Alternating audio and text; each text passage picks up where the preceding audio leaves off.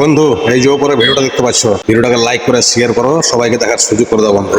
দেখো ভিডিওটা। আচ্ছা মা, তুমি প্রতিদিন ডাল ভাজি রান্না করো কেন? প্রতিদিন মাংস রান্না করতে পারো না? সবাই কই তোর আব্বা তো বিদেশ থাকে, তোরা তো বড় লোক। বড় লোকরা কি প্রতিদিন ডাল ভাজি দিয়ে ভাত খায়? বন্ধু সবাইকে দেখার সুযোগ করে দাও ভিডিওটাকে। মাংস দিয়ে ভাত খায়।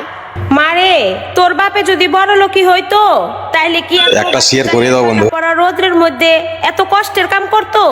তোর বাপের অনেক টাকা ঋণ আছে মা। শুক্রবারে মা বন্ধু আর আমার পেজটাকে ফলো করে নিবা সবাই। আচ্ছা মা, আমার আব্বু কি দিয়ে ভাত খায়? জানি না রে মা, পচা বাসি পান্তা যখন যেটা পায় তখন ওইটাই খায়।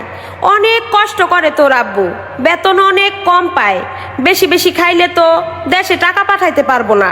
এর লেগা তোর আব্বু ভালো ভালো খাইতে পারে না রে মা।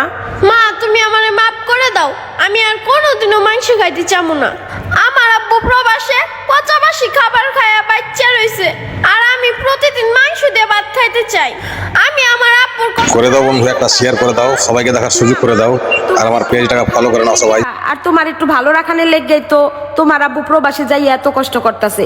কিন্তু তোমার আব্বুর তো ব্যর্থতা, সে অল্প টাকা বেতন পায়, ঋণের লেগা তোমার এত ভালো ভালো খাওয়াইতে পারে না। তুমি তোমার আব্বুরে মাফ করে দিও মা। তোমার আব্বুর লেগা দোয়া করো, আল্লাহ জানি তোমার আব্বুরে বেশি বেশি টাকা দেয়, বেশি বেশি ইনকাম কইরা তাড়াতাড়ি ঋণ পরিশোধ কইরা তোমার লেগে অনেক টাকা পয়সা নিয়ে দেশে ফিরে আসতে পারে। তোমার